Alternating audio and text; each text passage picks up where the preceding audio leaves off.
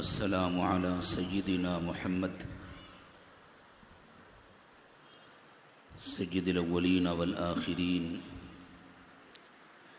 وعلى آله وأصحابه أجمعين. أما بعد فأعوذ بالله من الشيطان الرجيم. بسم الله الرحمن الرحيم.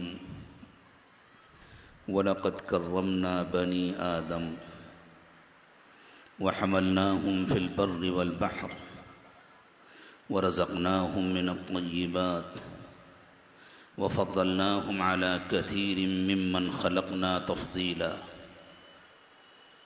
سبحان ربك رب العزة عما يصفون وسلام على المرسلين والحمد لله رب العالمين. اللهم صل على سيدنا محمد وعلى آل سيدنا محمد وبارك وسلم.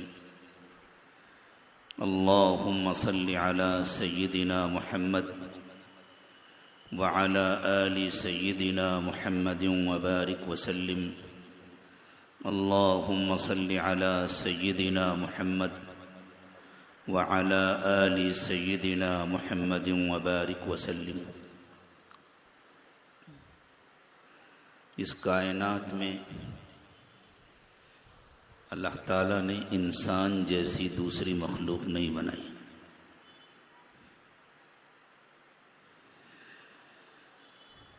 ایک خوبی ان فرشتوں کی ہے جس میں وہ انسانوں سے بڑھے ہوئے ہیں کہ وہ نیکی کرتے ہیں، گناہ کبھی نہیں کرتے. فرشتوں کے بارے میں خود اللہ تعالیٰ نے فرمایا لا يعصون اللہ ما امرهم ويفعلون ما يؤمرون. وہ اللہ کی نافرمانی کرنا جانتے ہی نہیں ہیں، وہ تو بس اطاعت گزار و فرم بردار ہیں. تو یہ شبہ ہو سکتا تھا کہ شاید فرشتوں کا مقام، ان کا مرتبہ انسانوں سے بلند ہوگا، اس لیے کہ انسان نیکی بھی کرتے ہیں، گناہ بھی کرتے ہیں، کبھی اللہ کو یاد کرتے ہیں، کبھی غافل ہو جاتے ہیں، کبھی اچھا کام کرتے ہیں تو کبھی برا کرتے ہیں، کبھی انصاف کرتے ہیں تو کبھی ظلم کرتے ہیں، کبھی علمی باتیں کرتے ہیں تو کبھی جہالت کی باتیں کرتے ہیں. فرشتے ایسے گناہ نہیں کرتے، ایسی غلطیاں نہیں کرتے، وہ بد اخلاق نہیں ہوتے، بد کردار نہیں ہوتے، تو شاید ان کا مقام انسانوں سے بلند ہوگا. لیکن اللہ تعالیٰ نے تو اس شبہ کی جڑ ہی کاٹ دی. انسانوں کے جد امجد سیدنا آدم علیہ السلام کو جب اللہ تعالیٰ نے بنایا اور حضرت آدم کا مجسمہ اللہ نے اپنی قدرت سے پہلے تیار کیا، پہلے جسم بنایا اللہ نے حضرت آدم کا، اور جب جسم کی تخلیق مکمل ہو گئی تو اس میں روح ڈالی اور فرشتوں کو حکم دے دیا پہلے سے صفیں درست کر کے کھڑے ہو جاؤ. فَإِذَا سَوَّيْتُهُ وَنَفَخْتُ فِيهِ مِن رُّوحِي فَقَعُوا لَهُ سَاجِدِينَ. جیسے ہی میں آدم کی تخلیق سے فارغ ہو جاؤں اور آدم کے جسم میں اپنی روح ڈال دوں. اللہ قرآن پاک میں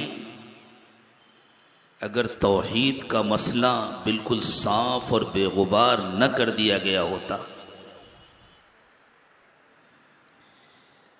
تو اس جملے سے نہ معلوم کتنے شکوک و شبہات پیدا ہو جاتے ہیں. وَنَفَخْتُ فِيهِ مِن رُّوحِي. اللہ فرماتے ہیں جب میں آدم کے جسم میں اپنی روح ڈال دوں، وہ روح جو اللہ تعالیٰ نے انسانوں کے لیے پیدا فرمائی، یہ اس کی عظمت کی معراج ہے کہ اس کی نسبت پروردگار عالم نے اپنی طرف کی. ایک خاص روح جو میں نے آدم کے لیے بنائی، جب میں اس روح کو جسم کے اندر ڈال دوں فقعوا له ساجدین، تو فوراً سب سجدے میں گر جانا۔ تمام فرشتوں نے اس حکم کی تعمیل کی، فسجد الملائکۃ کلہم اجمعون۔ دو تاکیدی لفظ اللہ تعالیٰ لائیں یہ بتلانے کے لیے کہ کوئی ایک فرشتہ بھی ایسا نہیں بچا جس نے حضرت آدم کا سجدہ نہ کیا، کوئی ایک فرشتہ بھی ایسا نہیں بچا جو اس وقت وہاں موجود نہ رہا ہو، جو اس مجمع میں شریک نہ رہا ہو۔ اللہ تعالیٰ نے تمام فرشتوں کو وہاں جمع کیا ہوا تھا، ایسا نہیں تھا کہ فرشتوں کی نمائندگی کرنے کے لیے کچھ فرشتے آگے تھے، سارے فرشتے ان سب نے سجدہ کیا۔ اور ایسا بھی نہیں ہوا کہ پہلے ایک جماعت کرتی پھر دوسری جماعت سجدہ کرتی، یا پہلے ایک صف سجدے میں جاتی دوسرے انتظار کرتے پھر دوسرے سجدے میں جاتے، سب نے ایک ساتھ اللہ کے حکم پر حضرت آدم علیہ السلام کا سجدہ کیا۔ اور یہ اللہ کی تکوینی حکمت تھی، ابلیس نے سجدہ نہیں کیا، اور اسی پر اللہ تعالیٰ نے ابلیس کو سزا دی اور اس کو اپنے دربار سے ہمیشہ کے لیے مردود کر کے نکال دیا۔ فسجد الملائکۃ کلہم اجمعون الا ابلیس، سوائے ابلیس کے تمام فرشتوں نے سجدہ کیا۔ پروردگار عالم نے فوراً سرزنش کی اور اس سے سوال کیا، ما منعک ان تسجد لما خلقت بیدی استکبرت ام کنت من العالین۔ یہ مخلوق جس کو میں نے اپنے ہاتھوں سے بنایا، انسان کی تخلیق کے سلسلے میں قرآن پاک کی ان تعبیرات پر غور کرنے کی ضرورت ہے۔ روح کو اپنی طرف منسوب کیا، وَنَفَخْتُ فِيهِ مِن رُوحِي، کس اہتمام سے انسان کو بنایا، کس قدر محبت اور شفقت سے بنایا، کتنی توجہ کے ساتھ بنایا۔ ساری مخلوق کو اللہ نے بنایا، زمین کو بھی اللہ نے بنایا، آسمان کو بھی اللہ نے بنایا، چرندوں پرندوں کو بھی اللہ نے بنایا، درختوں کو بھی اللہ نے بنایا، پہاڑوں اور سمندروں کو بھی اللہ نے بنایا۔ ہر مخلوق مخلوق ہے، جب وہ مخلوق ہے تو اللہ اس کے خالق ہیں، ہر مخلوق کو اللہ نے بنایا۔ لیکن حضرت آدم کے سلسلے میں اللہ تعالیٰ فرماتے ہیں، ما منعک ان تسجد لما خلقت بیدی، میں نے اپنے دونوں ہاتھوں سے جس مخلوق کو بنایا ہے، تیری ہمت کیسے ہوئی کہ تو اس مخلوق کا سجدہ نہ کرے؟ استکبرت ام کنت من العالین، تو اپنی جھوٹی بڑائی کے گمان میں پڑ گیا ہے یا بتلا کہ واقعی تو بڑا ہے؟ شیطان کے دل میں تو یہی بات تھی نا کہ میں بڑا ہوں، میں سینئر ہوں، آدم جونیئر ہے، اور آدم کا مادہ تخلیق مٹی ہے، میرا مادہ تخلیق آگ ہے، اور آگ کی خصوصیت ہے بلندی، مٹی کی خصوصیت ہے پستی۔ تو اگر اللہ کو سجدہ ہی کرانا تھا تو آدم سے کہتے کہ یہ میرا بہت نیک اور مقرب بندہ ہے، یہ میرا بہت عبادت گزار بندہ ہے، اس نے صدیوں میری عبادت میں اور میری یاد میں گزاری ہیں، آسمان کے چپے چپے پر اس نے سجدہ کیا ہے۔ تو اس کے ذہن میں تو یہ تھا کہ اللہ کہتے آدم سے کہ اس کا سجدہ کرو، الٹا کر دیا اللہ تعالیٰ نے، جیسے آپ کی زبان میں الٹی گنگا بہا دی۔ تو اس نے فوراً کہا انا خیر منہ خلقتنی من نار وخلقتہ من طین، اللہ مقام تو میرا بلند ہے، مرتبہ تو میرا اونچا ہے، میں نہ کہتا آپ سے، لیکن اب آپ ہی نے پوچھا ہے اس لیے کہہ دے رہا ہوں۔ گستاخی کی معذرت کے ساتھ اور بے ادبی کی معافی مانگ کر گویا وہ یوں کہہ رہا ہے، اللہ اگر آپ پوچھ رہے ہیں کہ بتلاؤ کیا تم واقعی بلند ہو تو میں بتلا رہا ہوں، یہ کوئی جھوٹ تو نہیں ہے، یہ بات کوئی حقیقت کے خلاف تو نہیں ہے۔ آپ کو خوب معلوم ہے آگ کا مزاج بلندی ہے، مٹی کا مزاج پستی ہے، اس لیے مٹی کو آگ کے سامنے سجدہ ریز ہونا چاہیے، آپ آگ سے کہہ رہے ہیں کہ مٹی کا سجدہ کریں۔ اللہ تعالیٰ نے اس کی اس تقریر کو قبول نہیں فرمایا، اسے راندہ بارگاہ کیا۔ قال فاخرج منها فإنك رجیم وإن عليك لعنتی إلى يوم الدین، اب تو میرے دربار سے نکل جا، تجھے ہمیشہ کے لیے میری رحمت سے محروم کر دیا گیا اور قیامت تک تجھ پر میری لعنت برستی رہے گی۔ حضرت اقدس تھانوی نور اللہ مرقدہ نے بڑی عجیب بات لکھی ہے اس موقع پر۔ حضرت ارشاد فرماتے ہیں کہ شیطان عالم بھی تھا، عارف بھی تھا۔ عالم تھا تبھی تو اس نے کہا نا کہ میں آگ سے بنا ہوں، انسان مٹی سے بنا ہے۔ جس انسان کے پاس علم نہ ہو کہ انسان کیسے بنا ہے، وہ اپنا ہاتھ پیر دیکھ کر کے، اپنے جسم کے اعضاء دیکھ کر کے کہہ سکتا ہے کہ میں مٹی سے بنا ہوں، کہاں مٹی اور کہاں یہ گوشت؟ لیکن علم بتلاتا ہے کہ ہر انسان مٹی سے بنا ہے۔ آج بھی جتنے انسان بن رہے ہیں وہ مٹی سے بن رہے ہیں۔ ماں کے پیٹ میں جو بچے بنتے ہیں وہ جس غذا سے بنتے ہیں، وہ غذا کہاں سے آتی ہے؟ ساری غذا تو مٹی سے ہی بنتی ہے نا، چاہے وہ جانوروں کے گوشت کی شکل میں ہو، یا وہ میووں اور پھلوں کی شکل میں ہو، یا وہ سبزیوں کی شکل میں ہو، یا وہ اناج اور دانوں کی شکل میں ہو۔ یہ ساری غذا تو مٹی سے آتی ہے، لیکن اللہ تعالیٰ شکلیں بدل دیتے ہیں، صورتیں تبدیل فرما دیتے ہیں اللہ تعالیٰ۔ تو وہ عالم بھی تھا، اور حضرت نے تحریر فرمایا وہ عارف بھی تھا، اللہ تعالیٰ کے مزاج کو جانتا تھا کہ اللہ مغلوب الغضب نہیں ہوتے۔ ہمارا جو حال ہوتا ہے، اگر ہمیں غصہ آ گیا تو ہمیں یاد ہی نہیں رہتا کہ اب کیا کرنا ہے، کیا کہنا ہے، کیا کرنا ہے، اول فول بکتے ہیں، کسی بات کا صحیح جواب نہیں دے سکتے۔ اسی لیے تو ہمیں غصے سے منع کیا گیا ہے کہ غصہ اچھی چیز نہیں ہے۔ ایک صاحب تھے، غالباً ان کو غصہ جلدی آ جایا کرتا تھا۔ اللہ کے نبی صلی اللہ علیہ وسلم کا طریقہ تھا، رسول اکرم صلی اللہ علیہ وسلم ہر شخص کے مزاج کو سمجھ کر پرکھ کر اس کی تربیت فرماتے تھے۔ ایک صحابی تشریف لائے، مختلف موقعوں پر مختلف صحابہ کرام نے اللہ کے نبی صلی اللہ علیہ وسلم سے نصیحتوں کی درخواست کی، اور رسول اکرم صلی اللہ علیہ وسلم نے ان کی ضرورت کے مطابق نصیحتیں فرمائی۔ بہت سارے صحابہ کرام نے پوچھا حضور کوئی نصیحت کر دیجئے۔ حضور نے فرمایا دیکھو ہمیشہ اپنی زبان کو اللہ کی یاد سے تر رکھا کرو۔ لیکن ایک صحابی تشریف لائے، انہوں نے عرض کیا حضور کوئی نصیحت کر دیجئے۔ حضور نے فرمایا غصہ مت ہوا کرو۔ انہوں نے عرض کیا ٹھیک ہے حضور، اور کوئی نصیحت کر دیجئے۔ فرمایا غصہ مت ہوا کرو۔ ٹھیک ہے حضور، اور کوئی نصیحت کر دیجئے۔ فرمایا غصہ مت ہوا کرو۔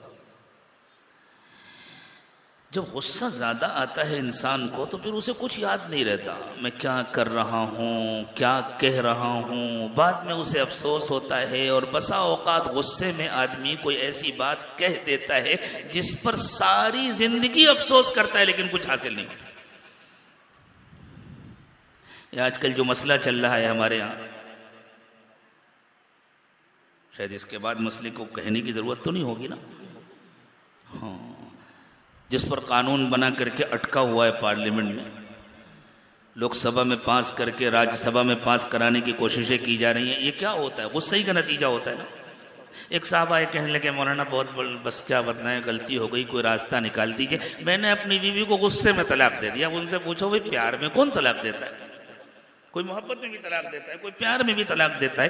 ایسا بے قابو غصہ کیوں ہے تمہارا؟ اپنے غصے کا علاج کرو۔ اور اللہ نے اور اللہ کے نبی صلی اللہ علیہ وسلم نے غصے کا علاج بتلایا ہے۔ تو انسان غصے کی حالت میں مغلوب ہوتا ہے، اس کی عقل کام نہیں کرتی۔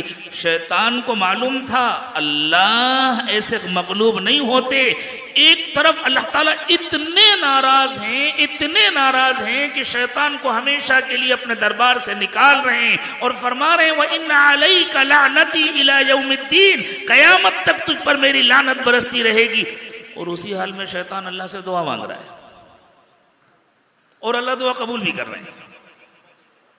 اس نے کہا ربی انظرنی الی یوم یبعثون، ٹھیک ہے اللہ آپ نکالتے ہیں تو میں نکل جاتا ہوں، لیکن مجھے قیامت تک کی مہلت دے دیجئے۔ قال انک من المنظرین، اللہ نے فرمایا جا تجھے مہلت دے دی گئی۔ تو حضرت تھانوی نور اللہ مرقدہ نے فرمایا کہ یہ اس کے عارف ہونے کی دلیل ہے، وہ اللہ کے مزاج کو جانتا تھا کہ اس حال میں بھی اللہ تعالیٰ دعا کو سنیں گے اور قبول کریں گے۔ اس نے دعا مانگی، اللہ نے سن لیا، اللہ نے دعا کو قبول فرما لیا۔ تو اللہ تعالیٰ نے یہ شبہ ختم کر دیا، کسی کو یہ شبہ نہ ہو کہ فرشتے انسان سے افضل ہو سکتے ہیں. انسان کو اللہ نے جو مقام دیا وہ مقام فرشتوں کا بھی نہیں ہے. اسی لیے انسانوں کے کامل ترین فرد سیدنا محمد رسول اللہ صلی اللہ علیہ وسلم جب معراج پر تشریف لے گئے اور سیدنا جبریل علیہ السلام آپ کے رہبر بن کر سفر فرما رہے تھے. حضور اکرم صلی اللہ علیہ وسلم نے جب معراج کے حالات اور واقعات بیان فرمائے تو یوں فرمائے کہ جب میں حضرت جبریل کے ساتھ سفر کر رہا تھا مجھے راستے میں بہت سارے مشاہدے ہوئے، بہت سارے مناظر دکھائے گئے. جب میں کوئی منظر دیکھتا تھا تو اپنے رہبر اور اپنے رفیق سفر حضرت جبریل سے پوچھتا تھا کہ جبریل یہ کیا ہے، اور حضرت جبریل امین بتلاتے تھے. نبی اکرم صلی اللہ علیہ وسلم نے ارشاد فرمایا میں جا رہا تھا، میں نے دیکھا میرے کان میں آواز پڑی کوئی بلانے والا بلا رہا ہے ادھر آ جاؤ، پھر کوئی بلا رہا ہے ادھر آ جاؤ. حضور فرماتے ہیں میں نے جبریل امین سے پوچھا یہ کون ہے، مجھے کون بلا رہا ہے؟ انہوں نے فرمایا حضور یہ پہلا یہودیت کا داعی تھا، وہ آپ کو یہودیت کی طرف بلا رہا تھا، دوسرا آپ کو نصرانیت کی طرف بلا رہا تھا.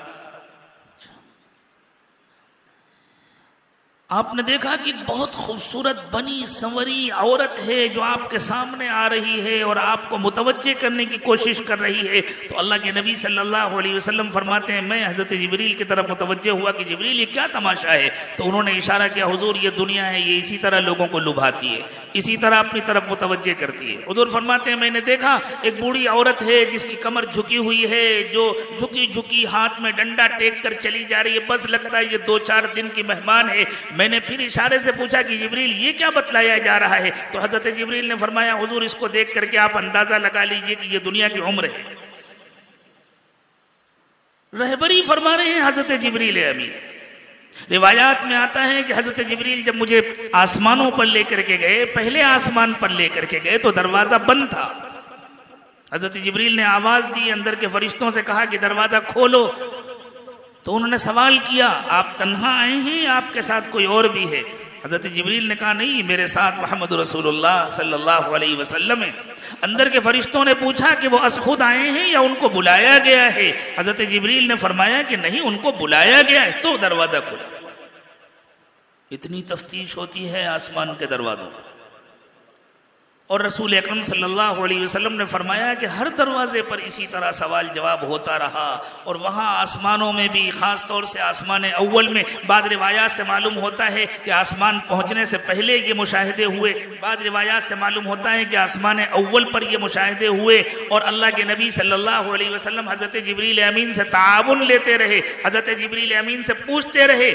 لیکن ایک مقام آیا جہاں جا کر حضرت جبریل نے عرض کیا کہ حضور اب اس کے آگے پروردگار عالم کے پاس آپ کو تنہا جانا ہے، بس میری رسائی یہیں تک ہے، میں اس سے آگے نہیں بڑھ سکتا. اور اللہ کے نبی صلی اللہ علیہ وسلم اس سے اوپر تنہا تشریف لے گئے. پھر دکھا دیا اللہ تعالیٰ نے وہ انسان جس کے سامنے اللہ نے تمام فرشتوں کو جھکایا تھا، انسانوں کے جد امجد حضرت آدم علیہ السلام، حضرت آدم سے بھی افضل، تمام انسانوں سے افضل، افضل الخلق، افضل البشر، انسان کامل محمد رسول اللہ صلی اللہ علیہ وسلم اب تشریف لائے. تو اللہ تعالیٰ نے ان کو اس مقام پر بلایا، اس جگہ تک بلایا جہاں فرشتوں کے سردار حضرت جبریل امین بھی نہیں جا سکتے.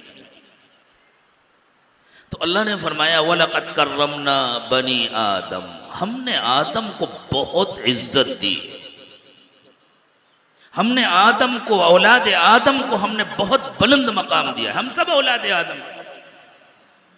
دنیا میں جتنے انسان ہیں، مومن ہو، کافر ہو، مشرک ہو، موحد ہو، کالا ہو، گورا ہو، عربی ہو، عجمی ہو، دنیا کے کسی علاقے کا رہنے والا، کسی نسل سے، کسی قوم سے تعلق رکھنے والا، کیونکہ دنیا میں جتنے انسان ہیں اصل میں تو سب ایک ماں باپ کی اولاد ہے نا. یا ایھا الناس انا خلقناکم من ذکر وانثی وجعلناکم شعوبا وقبائل لتعارفوا. انسانوں ہم نے تم کو ایک مرد اور ایک عورت سے پیدا کیا ہے. قومیں اور خاندان یہ تو صرف پہچان کا ذریعہ ہیں، یہ تو تمہارے تعارف کے لیے ہیں. تو جتنے انسان ہیں سب حضرت آدم علیہ السلام کی اولاد ہیں. اور اللہ فرما رہے ہیں ہم نے ہر انسان کو آدم کی اولاد ہونے کی حیثیت سے، انسان ہونے کی حیثیت سے باقی ساری مخلوق کے مقابلے میں ایک بلند مقام عطا کیا. اور اسی کا نتیجہ ہے کہ کائنات میں اللہ تعالیٰ نے انسان کو تصرف کے جیسے مواقع دیے ہیں اور کسی کے پاس ایسے مواقع نہیں ہیں۔ یہ ہم جو کپڑے پہن کر بیٹھے ہیں، یہ کپڑے درختوں میں تو نہیں اگتے، پھلوں کے اندر سے تو نہیں نکلتے، پھولوں کے اندر سے ہمیں کپاس حاصل ہوتا ہے، ہمیں روئی حاصل ہوتی ہے۔ اللہ تعالیٰ نے جانوروں کو کیسے کیسے لباس عطا فرمائے ہیں، کیسے خوبصورت لباس۔ ہم پرندوں کو دیکھیں، کبھی زو میں جا کر کے دیکھیں، ایسے ایسے کلر ہوتے ہیں، ایسے ایسے ڈیزائن ہوتے ہیں کہ عقلیں حیران رہ جاتی ہیں، لیکن وہ اس میں کوئی تبدیلی نہیں کر سکتے، وہ اپنے ہاتھ سے کوئی لباس نہیں بنا سکتے۔ جنگل کے جانوروں کو دیکھیں، اللہ تعالیٰ نے شیروں کے جسم پر اور چیتوں کے جسم پر کیسے خوبصورت ڈیزائن بنائے ہیں، ان کو کیسے عمدہ لباس عطا فرمائے ہیں۔ جو ٹھنڈے علاقے میں رہتے ہیں ان کو گرم لباس دیا ہے، جو گرم علاقے میں رہتے ہیں ان کو گرمی سے مقابلہ کرنے کے لیے اللہ تعالیٰ نے لباس عطا فرمایا ہے۔ پرندوں کو اللہ نے کیسے کیسے پر عطا فرمائے ہیں، جانوروں کو اللہ نے کیسے کیسے بال عطا فرمائے ہیں، لیکن وہ اپنی طرف سے کچھ نہیں بنا سکتے۔ ان میں کی کوئی مادہ اپنے بچے کے لیے بھی کوئی لباس نہیں بنا سکتی، کوئی نر اپنے جوڑے کے لیے بھی کوئی لباس نہیں بنا سکتا، کوئی کسی قسم کا کوئی تصرف نہیں کر سکتا۔ جو اللہ کو دینا ہے اللہ نے ان کو دے دیا۔ لیکن انسان کا کیا حال ہے؟ انسان کیسے کیسے تصرف کرتا ہے، کہاں کہاں سے سامان جمع کرتا ہے۔ یہ کائنات میں تصرف جو اللہ تعالیٰ کا خاص وصف ہے، خلق اللہ کا وصف ہے، اللہ تعالیٰ پیدا فرماتے ہیں۔ یہ موقع، یہ اختیار، یہ صلاحیت اللہ نے صرف انسان کو عطا فرمایا ہے کہ انسان اللہ کے بنائے ہوئے سامانوں کو جوڑے، اللہ کے بنائے ہوئے قوانین فطرت کو استعمال کرے اور ان کو استعمال کر کے نئی نئی چیزیں بنائے۔ آواز کے سلسلے میں اللہ نے ایک قانون بنایا، کرنٹ اور طاقت کے سلسلے میں اللہ نے ایک قانون بنایا، توانائیوں کے سلسلے میں اللہ تعالیٰ نے ایک قانون بنایا، کشش ثقل کا اللہ تعالیٰ نے ایک قانون بنایا۔ دنیا میں کوئی مخلوق نہیں ہے جو ان قوانین کو سمجھ سکے اور ان قوانین کو برت سکے اور ان سے فائدہ اٹھا سکے، لیکن انسان نے اللہ کے بنائے ہوئے ان قوانین کو سمجھا۔ علم بھی اللہ تعالیٰ نے انسان کو عطا فرمایا اور پھر ان قوانین سے فائدہ اٹھایا۔ تو رات کا وقت ہے اور دن کا منظر ہے، اتنا بڑا مجمع ہے اور کنارے تک آواز پہنچ رہی ہے، دوسرے محلوں تک آواز پہنچ رہی ہے۔ یہ اللہ کا بنایا ہوا قانون ہے جس سے صرف انسان فائدہ اٹھا سکتا ہے، اور انسان کا یہ فائدہ اٹھانا خشکی میں یا سمندر میں محدود نہیں ہے۔ سمندر میں بھی انسان اپنے اختیارات کا استعمال کرتا ہے، خشکی پر بھی انسان اپنے اختیارات کا استعمال کرتا ہے۔ یہ جو اللہ تعالیٰ نے برتری عطا فرمائی ہے انسانوں کو دوسری مخلوق کے مقابلے میں، یہ برتری اس کے ظاہری جسم کے اعتبار سے نہیں ہے۔ ہم جسم میں جانوروں کا مقابلہ کریں، ہم ظاہری طاقتوں میں جانوروں کا مقابلہ کریں تو ہم جانوروں کا مقابلہ نہیں کر سکتے۔ دنیا کے مختلف جانور ہیں جو انسانوں سے کئی زیادہ طاقتور ہوتے ہیں، لیکن انسان ان کو قابو میں کرتا ہے، وہ جانور انسانوں کو قابو میں نہیں کر پاتے۔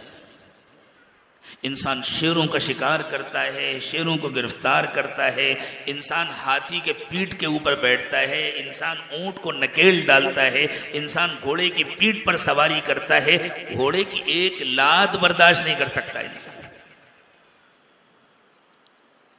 ان اونٹ کے برابر پانی نہیں پی سکتا، ہاتھی کے برابر کھانا نہیں کھا سکتا، گھوڑے کی طرح دوڑ نہیں سکتا، گدھے کی طرح بوجھ نہیں اٹھا سکتا، اور شیروں اور چیتوں کی طرح وہ اپنے دشمنوں پر حملہ آور نہیں ہو سکتا۔ ان ساری صلاحیتوں میں جن کا تعلق جسم سے ہے، دوسرے جانور اور دوسری مخلوق انسان سے بہت بڑے ہوئے ہیں، تو آخر وہ کیا چیز ہے جس کی وجہ سے اللہ تعالیٰ نے فرمایا وَلَقَدْ كَرَّمْنَا بَنِي آدم؟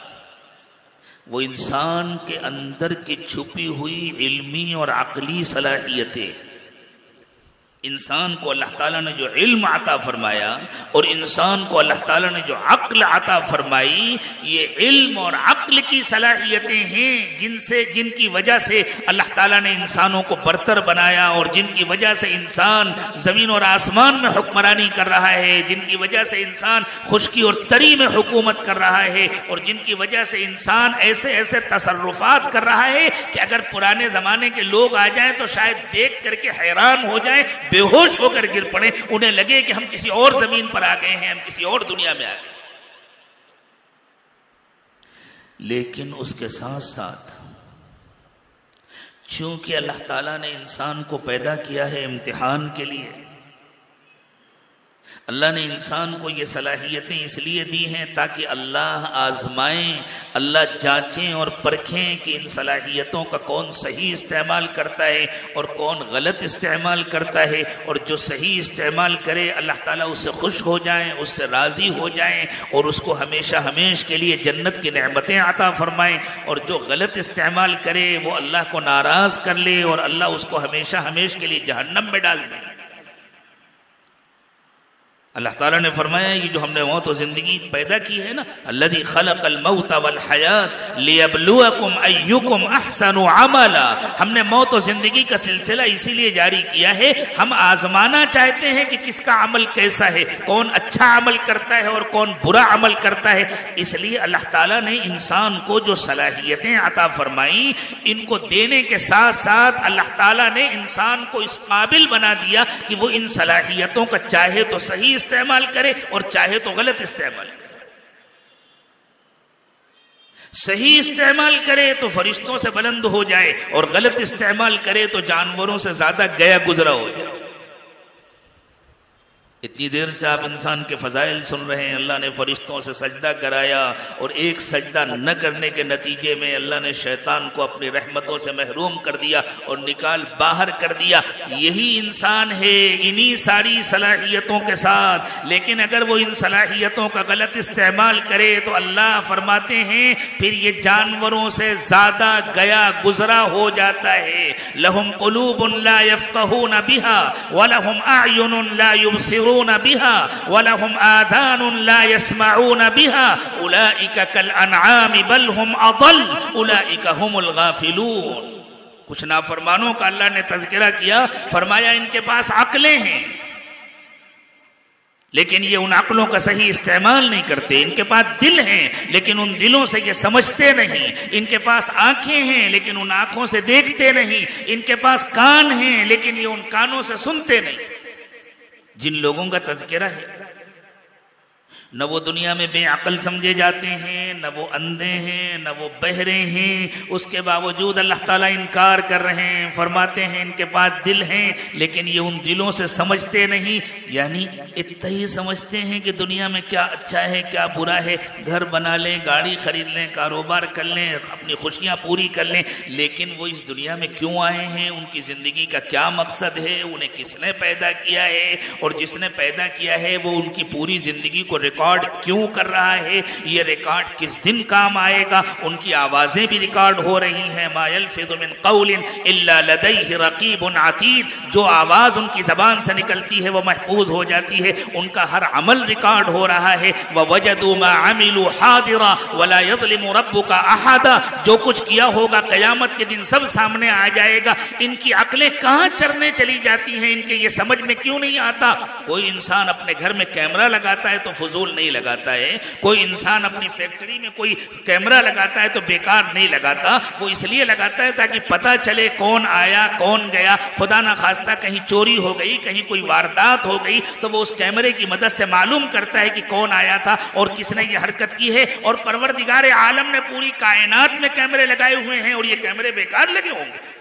کوئی کسی کی آواز ریکارڈ کرتا ہے تو اسے شوق ہوتا ہے تب ریکارڈ کرتا ہے، اسے ضرورت ہوتی ہے تو ریکارڈ کرتا ہے۔ آپ بیانات ریکارڈ کرتے ہیں، آپ نظمیں اور نعتیں ریکارڈ کرتے ہیں، کیا آپ لڑتے بھیڑتے کتوں اور بلیوں کی آوازیں ریکارڈ کرتے ہیں؟ آپ اپنے گھر میں چوہوں کی اور مکھیوں اور مچھروں کی بھنبھناہٹ ریکارڈ کرتے ہیں؟ اس بھنبھناہٹ کی ان آوازوں کی آپ کو کوئی ضرورت نہیں ہے، اس لیے کبھی آپ کو خیال بھی نہیں آتا کہ آپ ریکارڈ کریں۔ جن آوازوں کی آپ کو ضرورت ہوتی ہے، جن آوازوں کو لوٹ کر سننا ہوتا ہے، ان کو آپ ریکارڈ کرتے ہیں۔ آج ساری دنیا جانتی ہے، ہر پڑھا لکھا انسان جانتا ہے کہ دنیا میں کوئی آواز ضائع نہیں ہوتی، ہر آواز ریکارڈ ہو رہی ہے۔ تو اس انسان کے، اس پڑھے لکھے انسان کے اور اس سمجھدار انسان کے، اس عقل مند انسان کے اتنی موٹی سی بات سمجھ میں نہیں آتی کہ پروردگار عالم نے اس کی ہر آواز کو ریکارڈ کرنے کا انتظام کیوں کیا ہے۔ پروردگار عالم نے زمین اور آسمان میں ہر طرف نہ نظر آنے والے کیمرے کیوں لگائے ہوئے ہیں، اس کا عمل کیوں محفوظ ہو رہا ہے۔ کیا اللہ تعالیٰ نے اس دنیا کو بیکار بنایا ہے؟ کیا اس انسان کی زندگی بیکار ہے کہ مرنے کے بعد یہ مٹی میں مل جائے گا اور ختم ہو جائے گا؟ افحسبتم انما خلقناکم عبثا وانکم الینا لا ترجعون، کیا تم نے یوں سمجھ لیا ہے کہ ہم نے تم کو بیکار پیدا کیا ہے اور تم کو ہمارے پاس واپس نہیں آنا؟ کوئی عقل مند انسان اللہ پر اتنا بڑا الزام لگا سکتا ہے؟ فتعال اللہ الملک الحق، اللہ اس الزام سے بہت بلند ہیں، بہت برتر ہیں۔ تو اللہ تعالیٰ فرما رہے ہیں جس انسان کو یہ سمجھ میں آتا ہے کہ کون سی گاڑی اچھی ہے اور کون سی اچھی نہیں ہے، کون سی عمارت اچھی ہے اور کون سی اچھی نہیں ہے، کیسا گھر ہونا چاہیے، کیسا کاروبار ہونا چاہیے، کیسے کپڑے ہونا چاہیے، کیسا مکان ہونا چاہیے، کیسا کھانا ہونا چاہیے، ساری چیزیں اس کے سمجھ میں آتی ہیں۔ حکومت پر کیسے قبضہ کرے، سیاست کس طرح کرے، تجارت کس طرح کرے، یہ سب کچھ انسان کے سمجھ میں آتا ہے۔ اور میرے پروردگار نے مجھے کیوں پیدا کیا ہے اور وہ مجھ سے میری زندگی کے بارے میں کیا پوچھے گا، یہ سمجھ میں نہیں آتا۔ تو یہ عقل کے باوجود بے عقلہ ہے، یہ علم کے باوجود جاہل ہے، یہ اپنی عقل کو استعمال نہیں کر رہا۔ اس سے زیادہ تو اپنی سمجھ کو استعمال جانور کر لیتے ہیں۔ جانوروں کو اللہ نے صرف دنیا کے لیے پیدا کیا ہے، جانور دنیا کے اپنے اچھے برے کو خوب سمجھتے ہیں۔ انسان کو اللہ نے اصل میں آخرت کے لیے پیدا کیا ہے۔ جو انسان اپنے آخرت کے اچھے برے کو نہ سمجھ سکے وہ جانور سے برا ہے۔ لہم قلوب لا یفقہون بہا، ان کے پاس دل ہیں لیکن یہ ان دلوں سے سمجھتے نہیں۔ اور کون سا چارہ ہرا ہے اور کون سا چارہ سوکھا ہے، اتنا تو جانور بھی اپنی آنکھ سے دیکھ کر کے فیصلہ کر لیتا ہے۔ ایک مرتبہ یورپ کے کسی ملک میں قحط پڑ گیا، اب جانور سوکھی گھاس کھاتے ہی نہیں تھے اور تازی گھاس ان کے پاس تھی نہیں، پورے ملک میں تازی گھاس نہیں تھی۔ اب وہ پریشان ہو گئے، کیا کریں؟ تو اللہ تعالیٰ نے جانوروں کو جو آنکھ دی ہے نا، چونکہ ان کو اللہ نے عقل نہیں دی، اس وجہ سے بیچارے وہ آنکھ سے دیکھ کر کے اپنی عقل سے کوئی فیصلہ نہیں کر سکتے، ان کے پاس عقل ہے ہی نہیں۔ تو ان کے ڈاکٹروں نے کہ فیصلہ کیا کہ ایک کام کرو، ان کے لیے ہرے چشمے تیار کرو، اور وہاں جتنی گائے تھی، جتنے بیل تھے، جتنے جانور تھے، میں آپ کو تاریخ کا واقعہ سنا رہا ہوں، سب کے چہروں پر ہرے چشمے لگا دیے گئے اور ان سب جانوروں نے شوق سے سوکھی گھاس کھانی شروع کر۔ اگر اتہی ہمیں بھی نظر آتا ہے، اگر دنیا کو دیکھ کر ہمیں اللہ کی قدرت نہیں نظر آتی، اگر مخلوق کو دیکھ کر خالق کی کاریگری نظر نہیں آتی، اگر زمین اور آسمان میں ہمیں اللہ کی عظمت نظر نہیں آتی، اللہ کی بڑائی نظر نہیں آتی۔ اللہ تعالیٰ نے فرمایا عقل والے تو وہ ہیں، سمجھدار تو وہ ہیں جن کو زمین اور آسمان کو دیکھ کر کے اللہ کی عظمت اور اللہ کی قدرت نظر آتی۔ جو زمین اور آسمان میں غور کرتے ہیں، وَيَتَفَكَّرُونَ فِي خَلْقِ السَّمَاوَاتِ وَالْأَرْضِ، جو زمین اور آسمان کی تخلیق میں غور کرتے ہیں اور پھر اس نتیجے پر پہنچتے ہیں ربنا ما خلقت هذا باطلا، پروردگار عالم آپ نے یہ سب کچھ بیکار نہیں بنایا۔ اور اللہ جب آپ نے یہ سب کچھ بیکار نہیں بنایا اور یہ سب کچھ آپ نے میری خدمت کے لیے بنایا ہے، میرے نفع کے لیے بنایا ہے، مجھے ان سب کا امیر بنایا ہے، مجھے ان سب کا مطاع بنایا ہے، مجھے ان سب کا مخدوم بنایا ہے، آپ نے ان ساری چیزوں کو میرے لیے کام پر لگایا ہوا ہے۔ وَسَخَّرَ لَكُم مَّا فِي السَّمَاوَاتِ وَمَا فِي الْأَرْضِ جَمِيعًا مِّنْهُ، آسمان و زمین میں جو کچھ بھی ہے سب اللہ نے تمہاری خدمت کے لیے لگا دیا ہے۔ وَسَخَّرَ لَكُمُ الشَّمْسَ وَالْقَمَرَ دَائِبَيْنِ وَسَخَّرَ لَكُمُ اللَّيْلَ وَالنَّهَارَ وَآتَاكُم مِّن كُلِّ مَا سَأَلْتُمُوهُ وَإِن تَعُدُّوا نِعْمَةَ اللَّهِ لَا تُحْصُوهَا، زمین اور آسمان کی ساری نعمتیں تمہارے لیے ہیں، دن اور رات کی آمد و رفت تمہارے لیے ہے، چاند و سورج کی گردشیں تمہارے لیے ہے۔ سوچو تمہاری جتنی ضرورتیں تھیں اللہ نے تمہارے مانگے بغیر ان کا انتظام کیا ہے۔ اللہ نے تمہیں اپنی ہر نعمت عطا فرمائی ہے، وہ نعمتیں جن کا تم کو علم بھی نہیں ہے لیکن تمہارے وجود کے لیے، تمہاری زندگی کے لیے وہ نعمتیں ضروری تھیں۔ تمہارے علم کے بغیر، تمہارے سوال کے بغیر، تمہارے مانگے بغیر اللہ تعالیٰ نے تمہیں عطا فرمائی ہیں۔ وَإِن تَعُدُّوا نِعْمَةَ اللَّهِ لَا تُحْصُوهَا، تم اللہ کی نعمتوں کو شمار کرنا چاہو تو شمار نہیں کر سکتے۔ اللہ فرماتے ہیں انسان تو وہ ہے جو دیکھ کر کے اس نتیجے پر پہنچے پروردگار عالم جب آپ نے چاند کو بیکار نہیں بنایا، سورج کو بیکار نہیں بنایا، زمین اور آسمان کو بیکار نہیں بنایا، ایک معمولی سے پرندے کو بیکار نہیں بنایا، ایک معمولی سے کیڑے مکوڑے کو بیکار نہیں بنایا، سانپ اور بچھو کو آپ نے بیکار نہیں بنایا۔ علماء نے لکھا وہ جانور جو بظاہر انسانوں کے لیے نہایت مہلک اور خطرناک معلوم ہوتے ہیں، اللہ تعالیٰ نے ان کو بھی بیکار نہیں بنایا، وہ بھی انسانوں کے کام آتے ہیں۔ ہم نے افریقہ میں دیکھے ہیں سانپوں کے ایسے فارم ہاؤس جہاں دنیا کے نہایت خطرناک اور زہریلے سانپ پالے جاتے ہیں، اور جب معلوم کیا ان کو کیوں پالا جاتا ہے، معلوم ہوا ان کا زہر حاصل کیا جاتا ہے اور ان سے ایسی دوائیں بنائی جاتی ہیں جن سے انسانوں کے لا علاج امراض کا علاج کیا جاتا ہے، جن سے کینسر کا علاج کیا جاتا ہے، جن سے دوسرے نہایت خطرناک بیماریوں کا علاج کیا جاتا ہے۔ کہتے ہیں دہلی میں ایک بہت بڑے اور مشہور حکیم صاحب تھے، وہ ایک مرتبہ اپنے دوستوں کے ساتھ بیٹھ کر شطرنج کھیل رہے تھے۔ اس زمانے میں نوابوں کے اور تو کوئی کام ہوتا نہیں تھا، جتنی دیر مطلب میں بیٹھے اس کے بعد ٹائم پاس کرتے تھے، تو بیٹھ کر شطرنج کھیل رہے تھے۔ ایک نواب زادہ تھا جو گھوڑے پر بیٹھ کر جا رہا تھا، حکیم صاحب کی نظر اس کے چہرے پر پڑی اور ذرا حکیم صاحب نے اس کو غور سے دیکھا، اس کے بعد پھر اپنے کھیل میں مصروف ہو گئے۔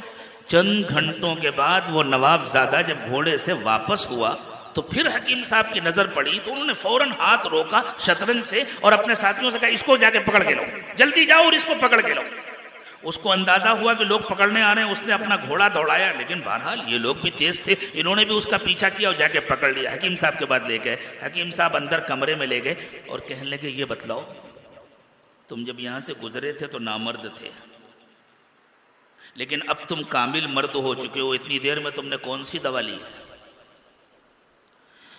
تو اس نے کہا حکیم صاحب اب آپ کو تو سب کچھ معلوم ہو گیا تو میں آپ کو بتلا رہا ہوں، اصل میں یہ راز میرے اور اللہ کے درمیان تھا، میرے ماں باپ کو بھی نہیں معلوم تھا، اور میں چاہتا تھا کہ کسی کو پتہ نہ چلے، اسی طرح میری زندگی گزر جائے۔ میرے گھر والے تو میری شادی کے لیے اصرار کرتے تھے، میں کوئی نہ کوئی بہانہ کر کے انکار کر دیا کرتا تھا، میں نہیں چاہتا تھا کہ میرا یہ راز کھلے۔ شریف گھرانے کا نوجوان لڑکا تھا۔ جب میں جا رہا تھا اور آپ نے میرے چہرے کو غور سے دیکھا تو میں سمجھ گیا کہ آپ اتنی غور سے مجھے کیوں دیکھ رہے ہیں، آپ نے میری بیماری کو جان لیا ہے، اس لیے میں نے طے کیا کہ اب میں جنگل میں جا کے خودکشی کر لوں۔ میں اس طرح زندہ نہیں رہنا چاہتا کہ میری یہ کمزوری کسی کو معلوم۔ حکیم صاحب نے پوچھا پھر تم نے کیا کیا؟ اس نے کہا کہ میں جنگل میں گیا، میں نے دیکھا ایک جگہ ایک گڑھے میں پانی ہے اور ایک کالا ناگ کوبرا اس پانی کو پی رہا ہے، مجھے خیال آیا کہ بس اس پانی میں اس کا زہر شامل ہو جائے گا، اس کے جانے کے بعد میں یہی پانی پی لوں گا تاکہ میری زندگی ختم ہو جائے۔ جب وہ چلا گیا تو میں نے چلو سے بھر کر کے وہ پانی پیا، اور جیسے ہی میں نے پانی پیا مجھے اپنے جسم کے اندر ایک گرمی اور جھرجھراہٹ سے محسوس ہوئی اور میں نے اپنے اندر ایک بڑی تبدیلی محسوس کی۔ حکیم صاحب نے کہا بیٹا مبارک ہو، تمہارا علاج ہو گیا، تمہاری بیماری ختم ہو گئی۔ اصل میں اس بیماری کا علاج ہی اسی سانپ کا زہر ہے، لیکن جتنی مقدار میں تم کو ضرورت تھی بس تم کو اتنی ہی مقدار میں مل گیا، اگر زیادہ تم استعمال کر لیتے تو مر جاتے اور کم استعمال کرتے تو فائدہ نہیں ہوتا۔ اس پانی میں جتنی مقدار تم کو تمہاری ضرورت کی تھی اتنی مقدار کا زہر شامل ہو گیا تھا، تمہارا علاج ہو گیا۔ تو اللہ تعالیٰ نے سانپ اور بچھو کو بھی بیکار نہیں بنایا، اللہ تعالیٰ نے چھوٹے چھوٹے کیڑے مکوڑوں کو بھی بیکار نہیں بنایا، اللہ تعالیٰ نے مکھیوں اور مچھروں کو بھی بیکار نہیں بنایا۔ اللہ کہتے ہیں ایک سمجھدار انسان جب کائنات میں غور کرتا ہے، جب زمین اور آسمان میں غور کرتا ہے، کہتا ہے ربنا ما خلقت ھذا باطلا، پروردگار عالم آپ نے یہ سب کچھ بیکار نہیں بنایا۔ تو جب آپ نے یہ سب کچھ میری خدمت کے لیے بنایا ہے تو پھر یہ کیسے ہو سکتا ہے کہ آپ نے مجھے بیکار بنایا ہو؟ آپ نے مجھے بھی کسی کام کے لیے بنایا ہے اور آپ میری زندگی کا حساب لیں گے۔ اگر میں کامیاب ہو گیا تو جنت میں جاؤں گا اور اگر ناکام ہو گیا تو جہنم میں جاؤں گا۔ پروردگار عالم جب آپ نے مجھے اس حالت امتحان میں پیدا کیا ہے تو آپ ہی میری مدد فرمائیے گا، آپ ہی مجھے ناکامی سے بچائیے گا، آپ ہی کے فضل اور کرم سے اور آپ ہی کے لطف اور احسان سے میں کامیاب ہو سکتا ہوں۔ سبحانک فقنا عذاب النار۔ اللہ آپ کی ذات پاک ہے، وہ الزام لگاتا ہے آپ پر جو سمجھتا ہے میری زندگی کا کوئی مقصد نہیں ہے، وہ بہتان باندھتا ہے آپ پر، وہ آپ کی توہین کرتا ہے، وہ آپ کی شان گھٹاتا ہے، وہ آپ کی تنقیص کرتا ہے، جو یوں سمجھتا ہے کہ میری زندگی کا کوئی مقصد نہیں ہے۔ پروردگار عالم میری زندگی بے مقصد نہیں ہے، میں آپ پر الزام نہیں لگا سکتا، بس میری درخواست ہے فقینا عذاب النار، آپ مجھے جہنم کی آگ سے بچا کر، جہنم کے عذاب سے بچا کر ناکامی سے بچا دیجیے گا اور مجھے میرے مقصد میں کامیاب کر دیجیے گا۔ تو صرف آنکھ سے اتنا دیکھا کہ کیا چیز دنیا میں میرے کام کی ہے، کیا کھاؤں کیا نہ کھاؤں، کیا پہنوں کیا نہ پہنوں، فلاں کی بلڈنگ بڑی اچھی میں بھی ایسی بنا لوں، اور فلاں کا سوٹ ویسی بڑا اچھا میں بھی ایسی ہی بنا لوں. تو یہ تو آنکھ کا استعمال اتنا ہی ہوا جتنا جانور استعمال کرتا ہے. تو جانور اگر اتنا ہی استعمال کرتا ہے تو اس کا کوئی قصور نہیں، اس لیے کہ اس کے پاس عقل نہیں. انسان بھی اتنا ہی استعمال کرے تو وہ تو جانور ہو گیا. وَلَهُمْ أَعْيُنٌ لَا يُبْصِرُونَ بِهَا، ان کے پاس آنکھیں ہیں لیکن یہ ان آنکھوں سے دیکھتے نہیں. وَلَهُمْ آذَانٌ لَا يَسْمَعُونَ بِهَا، ان کے پاس کان ہیں لیکن یہ ان کانوں سے سنتے نہیں. أُولَئِكَ كَالْأَنْعَامِ، یہ جانوروں کی طرح ہیں، یہ حرکتیں جانوروں والی ہیں لیکن یہ جانوروں کے برابر نہیں ہیں. یہ جانوروں سے گئے گزرے ہیں، یہ جانوروں سے زیادہ بھٹکے ہوئے ہیں، یہ جانوروں سے زیادہ گرے ہوئے ہیں. بل ہم اضل، یہ جانوروں سے زیادہ بھٹکے ہوئے ہیں، یہ جانوروں سے زیادہ گمراہ ہیں. کیوں؟ اولئک هم الغافلون، یہ اپنے اللہ کو نہیں پہچانتے، یہ اپنے پروردگار کو نہیں پہچانتے، یہ اپنے مالک کو نہیں پہچانتے، یہ اپنی زندگی کے مقصد کو نہیں جانتے.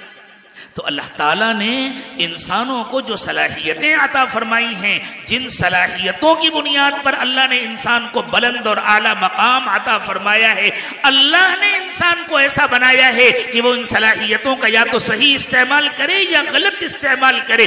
صحیح استعمال کرے تو فرشتوں سے بلند ہو جائے، اور غلط استعمال کرے تو جانوروں سے زیادہ پست ہو جائے. اسی لیے اللہ تعالیٰ نے فرمایا وَنَفْسٍ وَمَا سَوَّاهَا فَأَلْهَمَهَا فُجُورَهَا وَتَقْوَاهَا قد افلح من زکاها وقد خاب من دساها. اللہ نے ہر انسان کو اس طرح بنایا ہے کہ اس کے اندر اچھے اور برے دونوں کام کرنے کی پوری صلاحیت رکھ دی ہے. فالہمها فجورها، وہ برا بننا چاہے تو اسے برے بننے کے سارے مواقع حاصل ہیں. وتقواها، اور وہ اچھا بننا چاہے تو اللہ تعالیٰ نے اسے اچھا بننے کے سارے مواقع عطا فرمائے ہیں.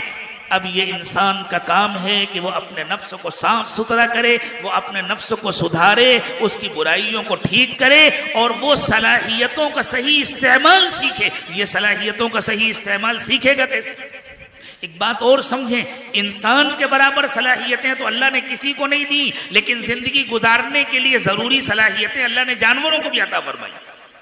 جانوروں کو اللہ نے اڑنا سکھایا، جانوروں کو اللہ نے تیرنا سکھایا، جانوروں کو اللہ نے مکان بنانا سکھایا، جانوروں کو اللہ نے اپنے بچے پالنا سکھایا، جانوروں کو اللہ نے کتنے ہنر عطا فرمائے، کتنی صلاحیتیں اللہ تعالیٰ نے جانوروں کو عطا فرمائی ہیں. بعض جانوروں کی صلاحیتوں کے بارے میں تو اللہ تعالیٰ نے وہ لفظ استعمال فرمایا ہے، ان صلاحیتوں کو جو سکھایا اللہ نے، ان کو جو دیا وہ لفظ استعمال فرمایا جو لفظ اللہ تعالیٰ نے انبیاء کرام علیہ السلام کے لیے استعمال کیا، وحی کا لفظ. وَأَوْحَى رَبُّكَ إِلَى النَّحْلِ أَنِ اتَّخِذِي مِنَ الْجِبَالِ بُيُوتًا وَمِنَ الشَّجَرِ وَمِمَّا يَعْرِشُونَ ثُمَّ كُلِي مِن كُلِّ الثَّمَرَاتِ فَاسْلُكِي سُبُلَ رَبِّكِ ذُلُولًا.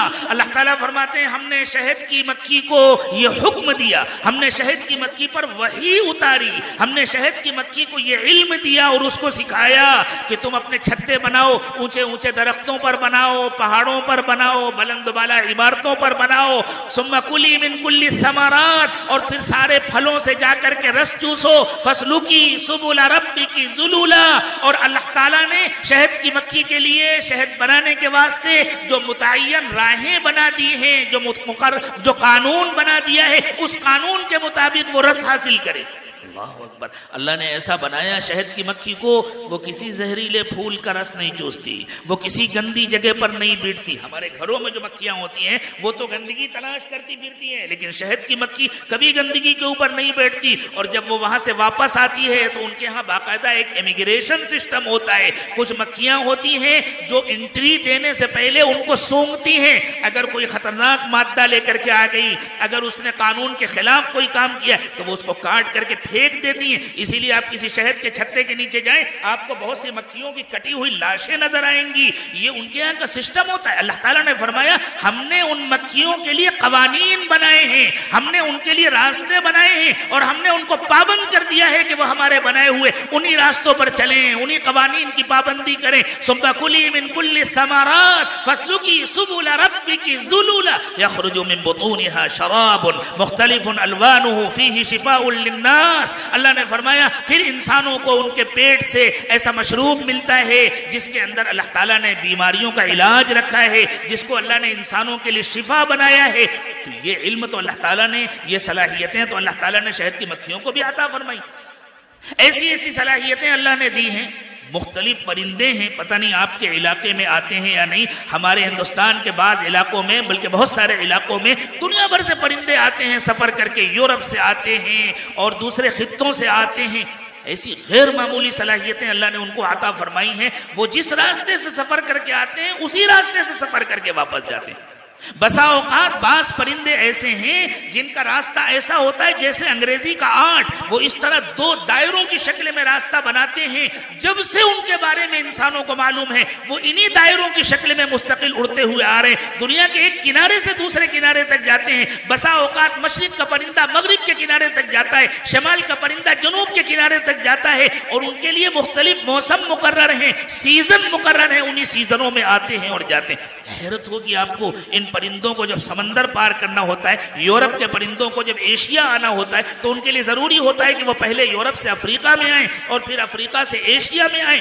ان کے لیے سمندر پار کرنا ایک مسئلہ ہے، اس لیے کہ پرندوں کی پرواز کی ایک حد ہوتی ہے، اس سے زیادہ وہ پرواز نہیں کر سکتے۔ جس طرح ہوائی جہاز کے اندر ایک محدود مقدار میں تیل ہوتا ہے، اگر وہ تیل ختم ہو جائے تو وہ اپنی پرواز جاری نہیں رکھ سکتا، اسے کسی جگہ اترنا ہوتا ہے، وہ کہیں لینڈ کرتا ہے اور پھر تیل لیتا ہے، آگے بڑھتا ہے۔ اسی طرح پرندوں کی بھی طاقت اور قوت کی ایک حد ہوتی ہے، وہ اتنے میل اور اتنے کلومیٹر کا سفر کر سکتے ہیں، اس کے بعد ان کو اترنا پڑے گا، اگر ان کو اترنے کا موقع نہ ملے تو وہ مر کر گر جائیں گے۔ تو اللہ تعالیٰ نے ان کا ایسا نظام بنایا ہوا، اللہ نے ان کا ایسا نظام بنایا ہوا ہے، وہ یورپ سے چلتے ہیں تو یورپ اور افریقہ کے درمیان کو جو سمندر ہے وہ اس کے کنارے کنارے سفر کرتے ہیں، اور وہ علاقہ جس کو جبرالٹر کہتے ہیں، جبل الطارق جو اصل نام تھا اس کا، اور جس کا تلفظ بگڑ گیا اور اس کو جبرالٹر کہا جاتا ہے، اس جگہ پر دنیا کا سب سے کم چوڑا سمندر ہے جس کی چوڑائی صرف 12 کلومیٹر ہے۔ وہ وہاں آ کر پرندے رات گزارتے ہیں۔ سوچیں، انہوں نے جغرافیہ نہیں پڑھا، انہوں نے کسی اسکول میں تعلیم حاصل نہیں کی، انہوں نے کوئی کتاب نہیں پڑھی ہے، انہوں نے کسی درس میں شرکت نہیں کی، کوئی محاضرہ یا لیکچر نہیں سنا ہے، کوئی ان کا رہبر نہیں ہوتا، کوئی ان کا رہنما نہیں ہوتا، لیکن ہمیشہ وہ پرندے وہاں آتے ہیں اور جبل الطارق کے کنارے وہ رات گزارتے ہیں تاکہ صبح نئی توانائی کے ساتھ وہ سمندر کو پار کریں، اور پھر ایک پرواز میں 12 کلومیٹر کا سفر طے کر کے پھر وہ افریقہ میں آتے ہیں اور یہاں آ کر آرام کرتے ہیں، اور پھر اپنی تکان اتارنے کے بعد اپنا سفر جاری رکھتے ہیں اور ہندوستان تک سفر کر کے آتے ہیں اور پھر اسی راستے سے واپس جاتے ہیں۔ یہ علم ان کو اللہ نے دیا ہے نا، یہ صلاحیتیں ان کو اللہ تعالیٰ نے دی ہیں۔ تو علم اور صلاحیت اللہ نے صرف انسان کو نہیں دیا، اللہ نے دوسرے جانوروں کو بھی صلاحیتیں دی ہیں، اللہ تعالیٰ نے دوسرے مخلوقات کو بھی علم دیا ہے، لیکن ایک بنیادی فرق ہے۔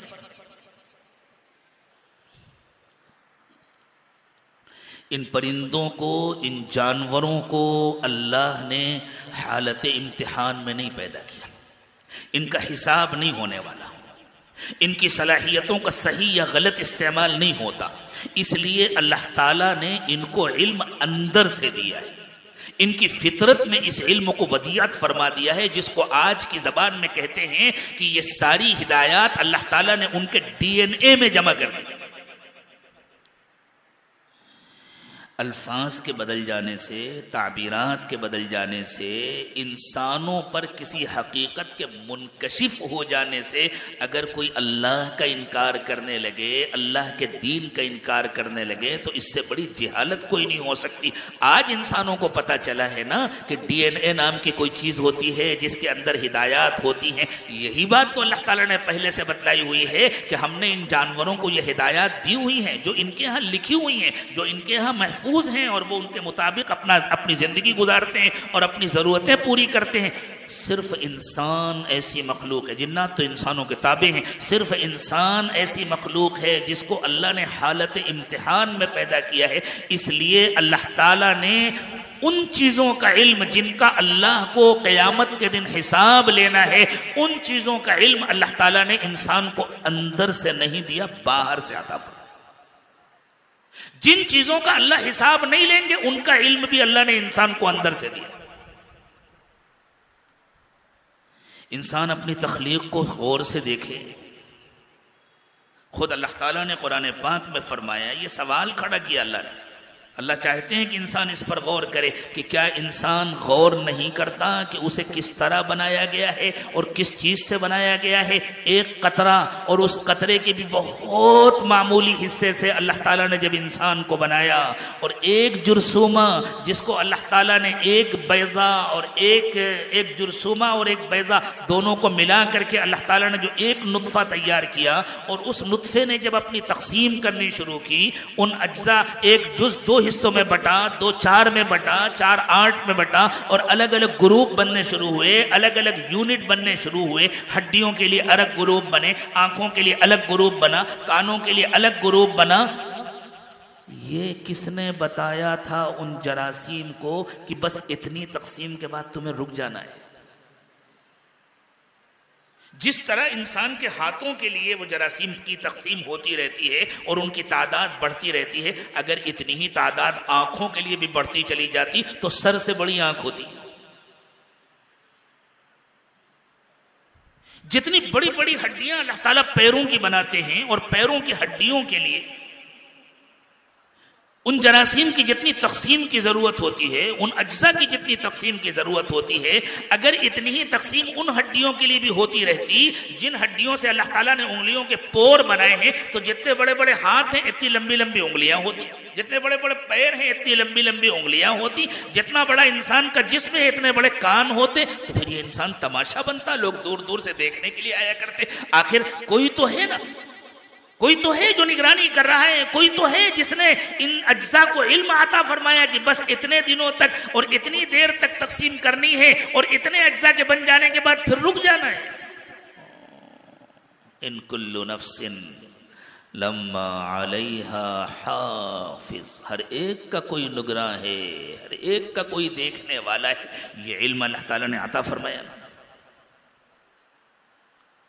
اچانک کوئی نقصان دہ چیز آنکھ کے سامنے آئے تو آنکھ کی پتلی بند ہو جاتی ہے، کسی کو کہنے کی ضرورت نہیں پڑتی. آپ سو رہے ہیں اور جسم کے کسی حصے میں مچھر کاٹتا ہے تو کوئی آپ کو جگانے نہیں آتا، کوئی کہنے نہیں آتا دیکھیے آپ کے جسم میں مچھر کاٹ رہا ہے، بیٹھا ہوا ہے، آپ اس کو ہٹا دیجیے. آپ کا ہاتھ خود بخود وہاں پہنچ جاتا ہے. یہ علم بھی تو کسی کا دیا ہوا ہے. آپ کے کھانے کے ساتھ کوئی مکھی اندر چلی جائے تو معدہ واپس کر دیتا ہے اس کھانے کو. معدے کو یہ علم بھی تو کسی نے دیا ہے نا. لیکن اس علم کو سکھانے کے لیے انبیاء کرام نہیں آتے. کیوں؟ اس لیے کہ اس علم کا اللہ کیا حساب نہیں ہونے والا. اللہ تعالیٰ اس کا حساب نہیں لیں گے. یہ ہمارے بال جو کالے ہوتے ہیں، یہ کیوں کالے ہوتے ہیں؟ بال کا اصل میں کوئی رنگ نہیں ہوتا، بال کا اصل میں کوئی کلر نہیں ہوتا. بال کے ساتھ ساتھ اللہ تعالیٰ نے کچھ غدود بنائے ہیں جو خضاب بناتے ہیں، جو کلر بناتے ہیں. اس کو سن کر کے آپ خضاب لگانا نہ شروع کر دیجیے گا، وہ اللہ کے بنائے ہوئے ہیں، اللہ تعالیٰ نے بنایا ہے. اس کے ذریعے سے ان بالوں میں کلر ہوتا رہتا ہے، اور جب وہ غدود کام کرنا بند کر دیتے ہیں تو کلر ہونا بند ہو جاتا ہے، تو بال اپنی اصلی حالت میں آ جاتے ہیں، بغیر کسی کلر کے سفید نظر آنے لگتے ہیں. تو آخر ان غدودوں کو کام کرنے کا کسی نے حکم دیا ہے نا. لیکن اللہ قیامت کے دن ان غدودوں کے کام کا حساب نہیں لیں گے. دن میں الگ غدود کام کرتے ہیں، رات میں الگ غدود کام کرتے ہیں.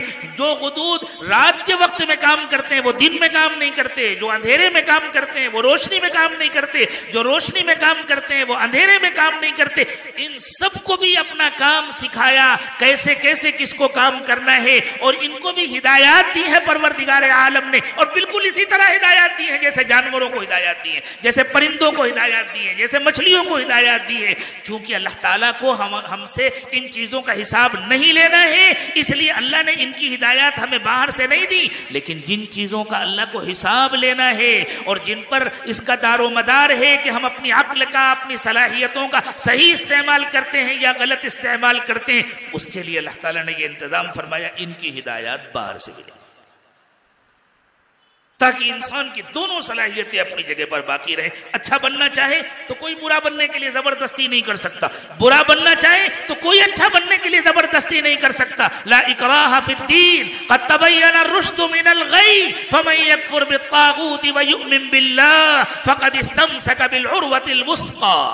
اللہ نے فرمایا زبردستی کسی کو دیندار نہیں بنایا جاتا، ڈنڈے مار کے کسی سے اللہ کی عبادت نہیں کرائی جاتی، حق اور باطل کو اللہ نے واضح کر دیا ہے۔ اب جس کا دل چاہے حق کو سمجھے اور قبول کرے اور جنت میں جائے، اور جس کا دل چاہے وہ باطل کے راستے کو اپنائے اور جہنم میں جائے۔ زبردستی کسی سے نہیں کی جاتی، جو حق کو قبول کرے گا وہ اللہ کے پاس پہنچے گا، اللہ کو راضی کرے گا، مضبوط سہارا پالے گا۔ جو حق کو چھوڑ دے گا وہ شیطان کے ساتھ جہنم میں چلا جائے گا، لیکن اللہ کے ہاں زبردستی نہیں کی جاتی۔ اس لیے اللہ تعالیٰ نے یہ انتظام فرمایا کہ یہ علم انسان کو اندر سے نہیں دیا جائے گا، یہ علم انسان کو باہر سے ملے گا۔ یہ ضروری تھا انسان کے امتحان کے لیے، اس لیے اللہ تعالیٰ نے اس علم کی خاطر حضرات انبیاء کرام علیہم السلام کو مبعوث فرمایا۔ جانوروں کو کسی پیغمبر کی ضرورت نہیں ہے، جانوروں کو کسی کتاب ہدایت کی ضرورت نہیں ہے، جانوروں کو کسی قانون شریعت کی ضرورت نہیں ہے، حالانکہ جانور بھی اللہ کے بنائے ہوئے قوانین کے پابند ہیں۔ ایک شریعت جانوروں کی بھی ہے، لیکن ہم اس کے لیے لفظ شریعت نہیں استعمال کرتے، اس لیے کہ اللہ تعالیٰ نے قانون ان کے لیے بنایا ہے اور ان کو اس قانون کا پابند بنا دیا۔ ایک نظام اللہ تعالیٰ نے چرند و پرند کے لیے بھی بنایا ہے، لیکن اللہ نے اس نظام کا ان کو پابند کر دیا ہے۔ چاند اور سورج کو بھی اللہ تعالیٰ نے ایک نظام کا پابند کیا ہے۔ اللہ نے فرمایا چاند و سورج کے بارے میں، اللہ تعالیٰ نے فرمایا لَلشَّمْسُ يَنبَغِي لَهَا أَن تُدْرِكَ الْقَمَرَ وَلَلَّيْلُ سَابِقُ النَّهَارِ وَكُلٌّ فِي فَلَكٍ يَسْبَحُونَ۔ سورج چاند سے ٹکرا نہیں سکتا، وَلَلَّيْلُ سَابِقُ النَّهَارِ، رات دن سے آگے نہیں بڑھ سکتی۔ چاند و سورج کا بھی اللہ نے قانون بنایا، دن اور رات کا بھی اللہ نے قانون بنایا، سب قوانین کے پابند ہے۔ جس طرح اللہ نے ہمارے لیے قانون بنایا ہے، اللہ نے پوری کائنات کے لیے قانون بنایا۔ اس کائنات کو اللہ تعالیٰ نے الٹپ نہیں بنایا، اس کائنات کو اللہ تعالیٰ نے بنا کر کے بیکار چھوڑ نہیں دیا، اس پوری کائنات کے لیے اللہ نے قانون بنایا۔ سورہ رحمان جس میں اللہ تعالیٰ نے یہ فرمایا کہ انسانوں ہم تمہیں قرآن دینا چاہتے تھے، اس لیے ہم نے تم کو بولنا سکھایا، اس لیے ہم نے تم کو سمجھنا سکھایا۔ وہاں اللہ تعالیٰ نے فرمایا دیکھو ہم نے زمین اور آسمان کو کنٹرول کرنے کے لیے ایک ترازو نصب کی ہوئی ہے، یہ ایک قانون ہے جو اللہ نے زمین اور آسمان کے لیے بنایا۔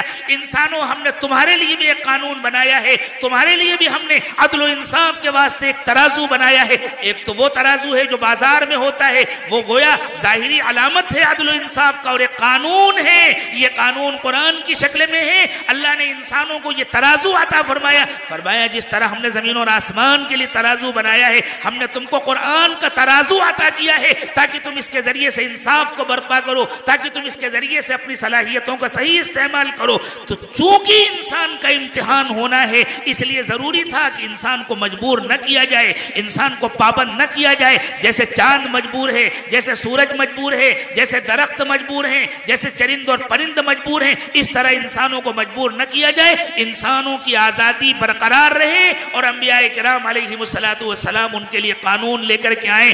چونکہ اللہ تعالیٰ نے انسانوں کو مجبور نہیں کیا، اسی لیے اللہ نے یہ برداشت کیا کہ انسانوں نے انبیاء کرام کو پتھر مارے، گالیاں دی، قتل کیا۔ بنی اسرائیل کے جو جرائم اللہ تعالیٰ نے ذکر فرمائے، اس میں خاص طور سے فرمایا کہ وہ ناحق انبیاء کرام علیہم السلام کو قتل کیا کرتے تھے۔ یہ سب کچھ اللہ نے برداشت کیا، لیکن اللہ نے انسانوں کا اختیار نہیں چھینا، انسانوں کی آزادی نہیں چھینی۔ اللہ نے فرمایا ہم قیامت کے دن تمہارا حساب لیں گے، ہم ایک ایک جرم کا گن گن کر حساب لیں گے اور ایک ایک کی تمہیں سزا دیں گے، لیکن تمہیں دنیا میں پوری آزادی ملے گی، آخری دم تک آزادی ملے گی، تاکہ کل قیامت کے دن شیطان یہ نہ کہہ سکے اللہ آپ نے تو ان سے زبردستی نیکیاں کروا لی تھی، اگر ہمیں موقع دیا ہوتا تو ہم ان کو دیکھتے یہ کیسے نیک بنتے ہیں، ہم ان کو اپنے ساتھ جہنم میں لے کر کے جاتے ہیں۔ اور تاکہ کوئی انسان یوں نہ کہہ سکے اللہ آپ نے تو ہمیں زبردستی گنہگار بنا دیا تھا، اگر ہمیں توبہ کا موقع ملا ہوتا تو ہم بہت اچھے انسان بن جاتے۔ نہ اللہ نے انسانوں کے کہنے کے لیے کوئی موقع چھوڑا، نہ اللہ نے شیطان کے کہنے کے لیے کوئی موقع چھوڑا۔ شیطان کو پوری آزادی دے دی، تم جسے جسے اپنے ساتھ جہنم میں لے کر جا سکتے ہو جاؤ، اور انسانوں کو پورا موقع دے دیا تم توبہ کرو اور اللہ کی طرف واپس آؤ۔ 100 سال تک اگر شیطان نے تم سے گناہ کرائے ہیں، تم ایک مرتبہ سچی توبہ کرو اور ندامت کے ساتھ آنسو بہاؤ، اللہ تمہارے تمام گناہوں کو معاف کرنے کو تیار ہے۔ قل یا عباد عبادی الذین اسرفوا علی انفسهم لا تقنطوا من رحمت اللہ ان اللہ یغفر الذنوب جميعا انہ هو الغفور الرحیم۔ اے نبی صلی اللہ علیہ وسلم آپ میرے بندوں سے کہہ دیجئے میرے بندو تم نے اپنے ساتھ بڑا ظلم کیا، تم نے اپنے ساتھ بڑی ناانصافی کی، تم نے میری بہت نافرمانی کی، لیکن ان نافرمانیوں کے بعد اگر واقعی تمہیں ندامت ہے شرمندگی ہے تو اللہ کی رحمت سے مایوس ہونے کی کوئی گنجائش نہیں۔ ان اللہ یغفر الذنوب جميعا، تم واپس آنا چاہتے ہو تو آ جاؤ، اللہ سارے گناہ معاف کر دے۔ اور کوئی بڑا سے بڑا نیک اور کوئی بڑا سے بڑا متقی و پرہیزگار انسان اگر وہ اخیر عمر میں اللہ کا نافرمان بن کر کے جہنم میں جانا چاہتا ہے، اللہ کہتے ہیں ہم نے اس کے لیے بھی جہنم کا دروازہ کھلا رکھا ہے، ہم زبردستی اسے نہیں روکیں گے، اگر اسے جہنم میں جانے کا شوق ہے وہ جہنم میں جائے۔ تو میرے دوستو اللہ تعالیٰ نے انبیاء کرام علیہم السلام کو اس لیے مبعوث فرمایا تاکہ ہم اپنی صلاحیتوں کا صحیح استعمال کر سکیں اور غلط استعمال سے بچ سکیں۔ جو انسان اپنی صلاحیتوں کا صحیح استعمال کرے حقیقت میں وہی انسان ہوتا ہے، اور جو اپنی صلاحیتوں کا صحیح استعمال نہ کر سکے وہ انسان نہیں ہوتا۔ وہ تو نظر آتا ہے کہ اس کا جسم انسانوں والا ہے، وہ دو پیروں پر چلنے والا ہے، لیکن وہ حقیقت میں انسان نہیں ہوتا، وہ تو جانوروں جیسا ہوتا ہے۔ کچھ لوگوں کا اللہ تعالیٰ نے تذکرہ کیا جن کے پاس علم تھا، دین کا علم تھا، لیکن اس کے باوجود وہ اس علم پر عمل نہیں کرتے تھے۔ اللہ نے فرمایا یہ جانوروں جیسے ہیں، مثل الذین حملوا التوراۃ ثم لم يحملوها كمثل الحمار يحمل اسفارا۔ جن لوگوں کو اللہ تعالیٰ نے اپنی کتاب کا تورات کا علم عطا فرمایا لیکن انہوں نے اس علم کے تقاضوں کو نہیں پورا کیا، فرمایا كمثل الحمار، یہ جانور جیسے ہیں، یہ گدھے کے جیسے ہیں، يحمل اسفارا، جیسے کسی جانور کے اوپر لائبریری لاد دی جائے تو اسے کوئی فائدہ نہیں ہوتا۔ جانور کو اس سے کوئی بحث نہیں ہے کہ میرے پیٹ کے اوپر ناولیں لدی ہوئی ہیں یا بخاری شریف کے نسخے لدے ہوئے ہیں یا قرآن پاک کے نسخے لدے ہوئے ہیں، میرے اوپر جو کتابیں رکھی ہوئی ہیں وہ صحیح ہیں یا غلط ہیں، وہ اچھی بات سکھاتی ہیں یا بری بات سکھاتی ہیں، اس کا کام تو بوجھ ڈھونا ہے، وہ بوجھ ڈھوتا ہے۔ اللہ نے فرمایا جن لوگوں کے پاس علم ہے، چاہے وہ دنیا کا علم ہو یا دین کا علم ہو، اگر ان کے پاس دنیا کا علم ہے، سائنس کا علم ہے، ٹیکنالوجی کا علم ہے، لیکن یہ علم ان کو اللہ کی معرفت تک نہیں پہنچاتا، وہ یہ مخلوق کے علم سے خالق کو نہیں پہچانتے، اور اگر کسی کے پاس دین کا علم ہے لیکن وہ اس دین کے علم کو اللہ کی رضا کے لیے نہیں استعمال کرتا، وہ دنیا کے مقاصد کے لیے استعمال کرتا ہے، اس کی مثال جانور جیسی ہے۔ تو اللہ تعالیٰ یہ چاہتے ہیں کہ انسان انسان بن کر زندگی گزارے، وہ جانوروں والی زندگی نہ گزارے۔ اس کے لیے اللہ تعالیٰ نے انبیاء کرام علیہم السلام کو مبعوث فرمایا، اس کی خاطر اللہ تعالیٰ نے آسمانی کتابیں نازل فرمائیں، اس کی خاطر اللہ تعالیٰ نے انسانوں کو شریعتیں عطا فرمائیں، اور سب سے اخیر میں تشریف لائے، بغیر کسی تفصیل کے عرض کروں، سب سے اخیر میں تشریف لائے رحمت دو عالم امام الانبیاء محمد رسول اللہ صلی اللہ علیہ وسلم، اور اللہ تعالیٰ نے آپ کو آخری کتاب عطا فرمائی جس کے بارے میں ارشاد فرمایا وَإِنَّهُ لَفِي زُبُرِ الْأَوَّلِينَ۔ یہی کتاب ہے قرآن پاک جو پچھلی کتابوں میں تھی۔ آج دنیا میں کسی کے پاس تورات نہیں ہے، نام ہے تورات کا لیکن تورات نہیں ہے۔ لوگوں کے پاس انجیل نام کی کتاب ہے لیکن انجیل نہیں ہے۔ لوگوں کے پاس زبور نام کی کتاب ہے لیکن زبور نہیں ہے، اور نہ معلوم کتنی کتابیں ہیں لوگوں کے پاس جن کے بارے میں ان کا خیال ہے کہ یہ آسمانی کتابیں، ہو سکتا ہے کہ اس عنوان سے اس نام سے کبھی آسمان سے کوئی کتاب آئی ہو، اس لیے کہ اللہ نے فرمایا کہ اللہ تعالیٰ نے ہر قوم میں ہادی بھیجے ہیں، ہر علاقے میں پیغمبر بھیجے ہیں، لیکن اللہ کی سچی کتاب کسی کے پاس نہیں ہے۔ کوئی اللہ کی سچی کتاب پڑھنا چاہے، انجیل والے انجیل پڑھنا چاہیں، زبور والے زبور پڑھنا چاہیں، تورات والے تورات پڑھنا چاہیں تو ان کے لیے قرآن ہے۔ آؤ قرآن پڑھو، تمہیں قرآن میں انجیل ملے گی، تمہیں قرآن میں زبور ملے گی، تمہیں قرآن میں تورات ملے گی، تمہیں قرآن میں صحف ابراہیم ملیں گے، تمہیں قرآن میں صحف نوح ملیں گے،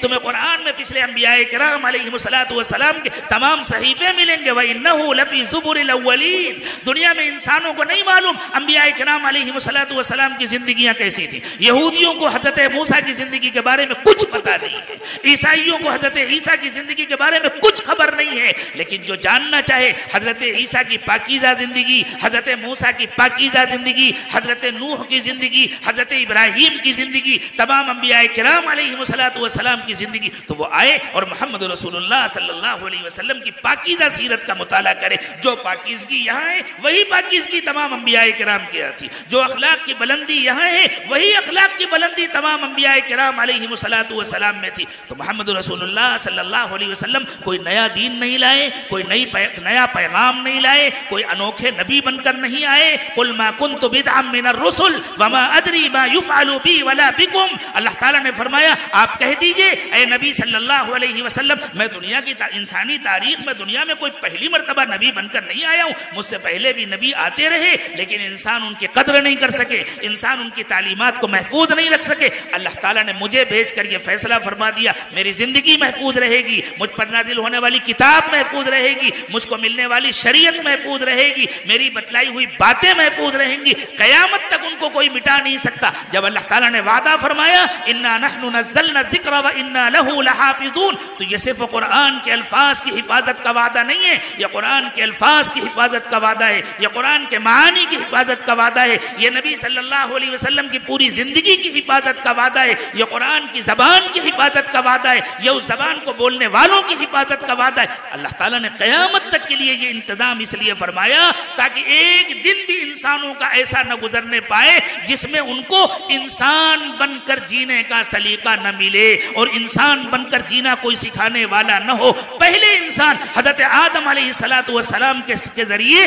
اللہ تعالیٰ نے انسانوں کو انسان بن کر جینا سکھایا، اور محمد رسول اللہ صلی اللہ علیہ وسلم کے ذریعے اللہ تعالیٰ نے قیامت تک کے لیے یہ ہدایت عطا فرما دی۔ اب جس انسان کو انسان بننے کا شوق ہو، جس انسان کو اپنے خالق و مالک کو پہچاننے کا شوق ہو، اور جو انسان ناکامی سے بچنا چاہتا ہو اور کامیاب انسان بننا چاہتا ہو، وہ آئے اور محمد رسول اللہ صلی اللہ علیہ وسلم کا شاگرد بن جائے، آپ کی درسگاہ سے فیض حاصل کرے، آپ کا علم حاصل کرے، آپ کے ذریعے سے زندگی کا سلیقہ سیکھے، تب وہ انسان بنے گا۔ ورنہ آپ دیکھیں دنیا میں آج جتنی ترقیات ہو رہی ہیں، پچھلے 10 سالوں میں جتنی ترقی ہوئی اس گزشتہ 100 سال میں اتنی ترقی نہیں ہوئی، اور پچھلے 100 سالوں میں جتنی ترقی ہوئی جب سے دنیا بنی ہے، جب سے 100 سال پہلے تک کبھی اتنی ترقی نہیں ہوئی تھی۔ روزانہ نئی ایجادات آ رہی ہیں، روزانہ نئی ترقیات ہو رہی ہیں، لیکن انسان اپنے خالق کو پہچاننے کو تیار نہیں، انسان اپنے مالک کو پہچاننے کو تیار نہیں،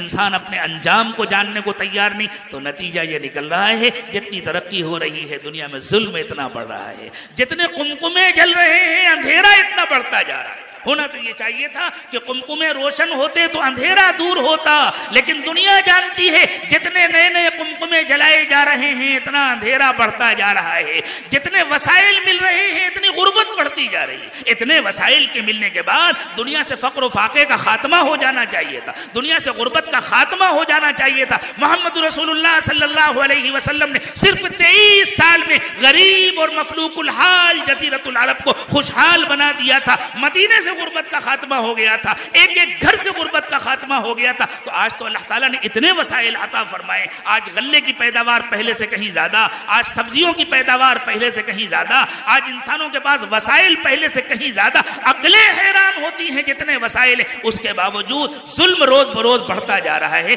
غربت روز بروز بڑھتی جا رہی ہے، زیادتیاں بڑھتی جا رہی ہیں، انسان درندہ ہوتا جا رہا ہے، دنیا امن و سکون کے لیے ترس رہی ہے، ملکوں کے ملک اجاڑے جا رہے ہیں۔ کیا یہ کھلی گواہی نہیں ہے زندگیوں کی؟ انسانوں تم چاہے جتنی ترقی کر لو اور چاہے جتنے وسائل حاصل کر لو، درسگاہ نبوت کے طالب علم بنے بغیر تم سب کچھ بن سکتے ہو لیکن اچھے انسان نہیں بن سکتے، اور جب تک تم اچھے انسان نہیں بنو گے اس وقت تک اس دنیا میں امن کا تصور نہیں، انصاف کا تصور نہیں، خوشحالی کا تصور نہیں۔ تو اللہ تعالیٰ نے انسان کو جو صلاحیتیں عطا فرمائی ہیں، اللہ چاہتے ہیں کہ انسان ان صلاحیتوں کا استعمال سیکھے۔ جیسے آپ کے پاس بڑی دولت ہے، اللہ تعالیٰ نے آپ کو بہت عمدہ گاڑی عطا فرما دی، اور آپ کا بیٹا آپ کا بہت چہیتا ہے لیکن ابھی اس نے ڈرائیونگ نہیں سیکھی، تو کیا آپ اپنے بیٹے کو اپنی گاڑی کی چابی دے دیں گے؟ آپ کو معلوم ہے اگر یہ گاڑی لے کر نکلے گا تو صرف گاڑی کا نقصان نہیں ہوگا، گاڑی تو میں دوسری خرید لوں گا، تیسری خرید لوں گا، لیکن میرا بیٹا ختم ہو جائے گا، میں اس کی جگہ پر دوسرا بیٹا کہاں سے لاؤں گا؟ آپ کہیں گے بیٹے پہلے گاڑی چلانا سیکھ لو، پھر تمہارا ہی سب کچھ ہے چلانا۔ اللہ کہتے ہیں انبیاء کرام علیہ الصلوۃ والسلام السلام کو بھیج کر اللہ کہتے ہیں، اور اللہ کی طرف سے یہ انبیاء کرام علیہم السلام کھڑے، محمد رسول اللہ صلی اللہ علیہ وسلم فرماتے ہیں میرا کام سمجھو جیسے کسی مسافر نے جنگل میں آگ جلائی اور پرندے آگ میں ٹوٹے پڑ رہے ہیں اور میں ایک ایک کی کمر پکڑ پکڑ کر کھینچ رہا ہوں، اسی طرح انسان اپنے عقل، اپنے علم اور اپنی صلاحیتوں کا غلط استعمال کر کے جہنم کی طرف دوڑے چلے جا رہے ہیں اور میں ایک ایک کو پکڑ پکڑ کر کھینچ رہا ہوں۔ محمد صلی اللہ علیہ وسلم کسی سے ٹیکس نہیں مانگتے، محمد صلی اللہ علیہ وسلم کسی سے بدلہ نہیں مانگتے، محمد صلی اللہ علیہ وسلم کسی سے اجرت نہیں مانگتے، وہ تو صاف اعلان کرتے ہیں لا اسألکم علیہ اجرا، ہمیں تم سے بدلے میں کچھ نہیں چاہیے۔ وہ تو ایک ایک انسان سے کہہ رہے ہیں تمہاری زندگی ہے لیکن اس کو برتنا ہم سے سیکھ لو، اللہ نے تمہیں جو صلاحیتیں دی ہیں ان کا استعمال کرنا ہم سے سیکھ لو۔ جیسے آپ اپنے بیٹے سے کہتے ہیں بیٹے پہلے گاڑی چلانا سیکھ لو، پھر تمہارے ہی لیے یہ گاڑی میں نے لی ہے لے کر جانا، لیکن جب تک نہیں سیکھو گے اس وقت تک اجازت نہیں ہے، اور اگر آپ کا چہیتا بیٹا سیکھے بغیر گاڑی لے کر نکل جائے گا اس کی اپنی جان کو بھی خطرہ ہوگا، نہ معلوم کتنوں کے لیے خطرہ ہوگا۔ آج دنیا کی ترقی سے انکار نہیں ہے، آج دنیا کو ملی ہوئی صلاحیتوں سے انکار نہیں ہے، یہ صلاحیتیں تو انسان کو اللہ نے فطری طور پر عطا فرمائی ہیں، لیکن مصیبت یہی ہے انسان نے انسان بن کر جینا نہیں سیکھا۔ تو وہ وسائل جو اللہ تعالیٰ نے عطا فرمائے تھے انسان کی ترقی کے لیے، وہ لوہا جس کے بارے میں اللہ تعالیٰ نے فرمایا تھا اس کے اندر انسانوں کے لیے بڑے کام کی چیزیں ہیں، بڑے فائدے ہیں، وَأَنزَلْنَا الْحَدِيدَ فِيهِ بَأْسٌ شَدِيدٌ وَمَنَافِعُ لِلنَّاسِ، یہ لوہا جس کے اندر بڑی طاقت اور قوت بھی ہے اور جس میں انسانوں کے لیے نفع بے انتہا ہے، لیکن آج اسی لوہے کے ذریعے انسانوں کا نفع کم ہو رہا ہے، نقصان زیادہ ہو رہا ہے، پوری آبادیاں تباہ کی جا رہی ہیں، پوری آبادیاں برباد کی جا رہی ہیں۔ وہ ایٹمی طاقت جس کے ذریعے انسان کی توانائی کی ضرورتیں پوری ہو سکتی تھی، آج اس کے ذریعے انسانوں کی پوری آبادیاں صاف کی جا رہی ہیں۔ یہ سب اس لیے ہو رہا ہے میرے دوستو کہ انسان کو جو صلاحیتیں ملی انسان نے ان صلاحیتوں کو استعمال کرنا نہیں سیکھا، اور ہم دوسروں کا کیا رونا روئیں اور دوسروں کا کیا شکوہ کریں۔ ہم اور آپ تو کلمہ پڑھنے والے ہیں، ہم تو مسلمان ہیں، ہم اپنی زندگی کو غور سے دیکھیں، ہم نے حضرت محمد صلی اللہ علیہ وسلم سے اب تک کیا سیکھا۔ یہ اصلاح معاشرہ جو آج آپ کے جلسے کا عنوان ہے، اس اصلاح معاشرے کا اس کے سوا اور کچھ حاصل نہیں ہے کہ مسلمانوں محمد رسول اللہ صلی اللہ علیہ وسلم سے اور آپ کے غلاموں سے، آپ کے وارثوں سے جینے کا سلیقہ سیکھ لو۔ زندگی تمہاری ہے، تمہیں برتنا ہے، لیکن زندگی سیکھ کر جینا ہے، جینے کا سلیقہ سیکھ لو، تم اپنے لیے بھی اچھے بن جاؤ گے، دوسروں کے لیے بھی اچھے بن جاؤ گے، ورنہ تم ساری دنیا کے لیے مصیبت بن جاؤ گے۔